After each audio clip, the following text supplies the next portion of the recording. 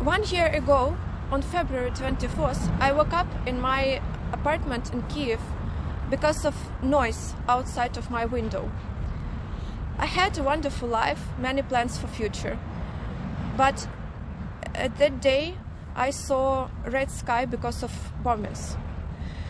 And my life, as lives of million Ukrainians, was destroyed. During existence of our project, Andrei Family Foundation, with the help of Women for Women International, helped women who found themselves in critical situations because of war. We really went through a lot with these women. We held the hands of rape survivors. We sat in bomb shelters,